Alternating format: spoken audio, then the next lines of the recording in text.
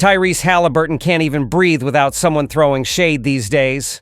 The man drills a dagger three, foot barely on the line, and people act like he missed the rim. Yeah, okay. The choke sign might have come a split second too soon, but come on, let him live. Jason Tatum's reputation was safe. For now. But this is what it's like when you're the corniest guy in the league. And somehow also one of the coldest. Seriously. Even wearing a Haliburton jersey might get you booed at your own family BBQ. People just love to clown this man. And it's not just fans on Twitter, it's players, media, everyone. But this ain't new for Haliburton. He's been doubted since day one. High school, barely recruited, draft night, slid down the board like he had butter on his name tag, and now, 2 years in a row, he's leading a team no one took seriously to the conference finals. So, is it luck, a hot streak, or are people just refusing to accept how good he actually is? Because here's the kicker. According to Unpredictable, the Pacers now have 3 of the top 7 biggest playoff comebacks since 1977, all in the past 2 weeks. Bucks, cooked, Cavs, gone. Knicks, see ya. And the one common denominator? Tyrese Haliburton. Dude's been the most clutch player in the league this season. 12-2 in games decided late, shooting 86% in crunch time. For reference, that's nearly double what Jordan shot in those moments. And unlike most, Haliburton lets you know. He'll hit the shot, then talk wild in your face. So when that Athletic Anonymous poll came out calling him most overrated, yeah, it kind of tracks. Not because it's true, but because players hate getting lit up by someone who doesn't fit the mold, who isn't supposed to be that guy. But here we are, conference finals, again. Haliburton's still standing, still grinning, and still getting buckets. The question is, when does the hate finally turn into respect? Think back to last year, Tyrese Haliburton hadn't even won a single playoff game yet, and he was already doing the Dame Time celebration in Lillard's face. Like, what are we doing here? And then, because that wasn't enough, he actually called Dame a mid-game, loud enough for cameras to catch. Bro, really?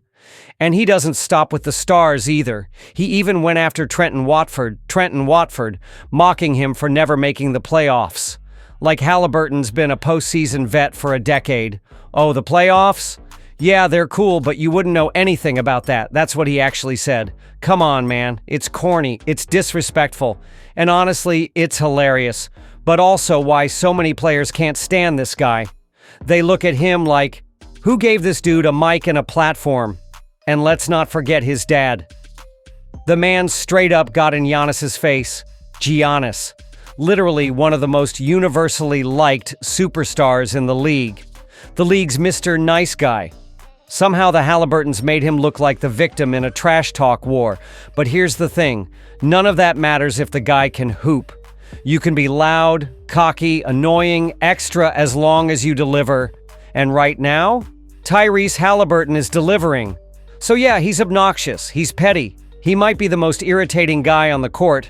Just like Larry Bird, one of the all-time great trash talkers, but no one cared. Why? Because he backed it up. Night in, night out. And Haliburton? I mean, he backs it up too, right? 20 and 10 a game. 2-time All-Star, Olympic team, Supermax. That's not nothing. But when we actually sat down and broke down his film, something just didn't look right. First of all, his jump shot looks like it was designed during the Great Depression. Like something you'd see in a dusty highlight reel labeled Basketball 1955. It's got this weird hitch, almost like the ball gets lost on the way up, but it goes in. Somehow, not pretty like KD's butter-smooth release, but hey, it works. Then there's his drives to the rim. Look, nothing special, no wild crossovers, no footwork wizardry, no hesitation combos that leave defenders frozen. Just one hard push to the right, turn on the jets, and boom, he's at the basket. Effective. Not exciting. Compare that to someone like Kyrie Irving, who has to break the laws of physics just to take a layup. Handles that belong in a video game. The kind of stuff that makes the bench stand up in the middle of an all-star game like it's church.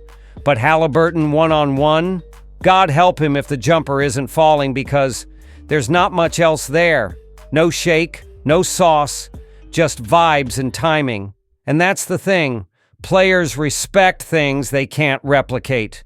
Kyrie's handles, untouchable. KD's shot, unreachable. But Tyrese, they're guarding him like this guy? He's not elite. I could cook this dude in a gym. Why is he getting Olympic nods while Jaylen Brown's watching from home? Why is he getting a Supermax when that's supposed to be for the top tier? So what do they say? Overrated. And maybe it's not fair. Maybe it's not even true. But perception in the league? It's everything. Tyrese Haliburton's game, it's not pretty. No mixtape handles, no slow-mo highlight packages, but it gets the job done more often than not. And you don't even have to respect it. Because the numbers, they speak for themselves. Back-to-back conference finals, that's not a fluke. And since we're on the subject of Pacers villains, this all starts to feel familiar. Reggie Miller, also called corny, also clowned for his celebrations, and also, coincidentally, hit a huge shot in a Knicks collapse. Sound familiar? But here's the thing. There's a difference no one's talking about between Reggie's iconic moment and what Haliburton just did. Let's rewind. May 7th, 1995. Knicks versus Pacers. Game 1. New York up 6 with 18.7 seconds left. Reggie hits a 3. Knicks inbound. Reggie steals it, runs to the arc, drills another, then sinks 2 free throws, 8 points in 9 seconds. Game over. That was his moment, his takeover. Now jump to Haliburton's moment. Knicks up 14 with 2:45 left. Playoff teams in that exact situation, 0 and 970 all time. Then Aaron Nesmith turns into Steph Curry. 5 threes in under 3 minutes. Historic heater out of nowhere. Without that, Tyrese's little choke celebration doesn't even happen. And that's the thing about Haliburton. He's the face of the team, the talker, the trash guy, but the secret sauce? It's the deep roster behind him. A bunch of guys the league gave up on. Nesmith, traded for Obi Toppin, forgotten. Andrew Nembhard, overlooked. Now, they're making playoff history, so yeah, Haliburton might be annoying, he might be corny, but he's leading a team of cast-offs and underdogs, and they're outworking everybody. That's what people aren't seeing. It's not just about Tyrese, it's about Indy. Anything about that. And what it means is Haliburton doesn't have to be the high-volume, ISO-heavy point guard. He doesn't have to be John Morant, or Anthony Edwards, or Dame. He just has to be himself. A smart, pass-first floor general who can shoot a little weird, talk a little too much, and get everybody else going. And honestly, that might make him the perfect villain for the NBA. Forget face of the league. What about the villain of the league? You need guys like that. Guys fans love to hate. Guys who poke the bear.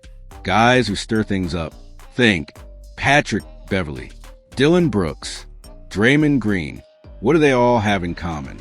Underrated, overlooked, chips on their shoulders. That's Tyrese. His draft stock slipped. His first team gave up on him. He gets mocked for missing the Paris Olympics.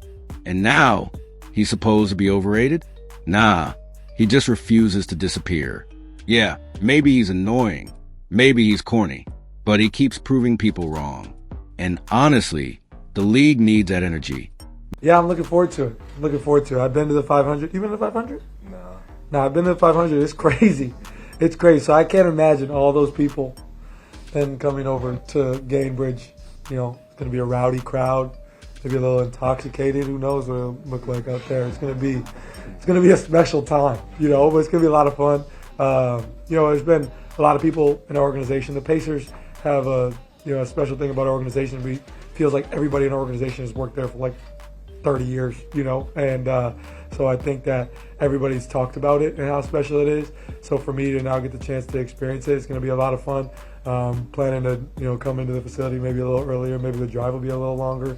But yeah, no, I'm excited. I think the energy in Indy is so special right now, not only from what we're doing, but the fever. People are loving what they're doing as well. So the energy in Indy, and then obviously the 500 as well. So the energy's been amazing, and we're just blessed that we're able to be a part of it, and I'm looking forward to it.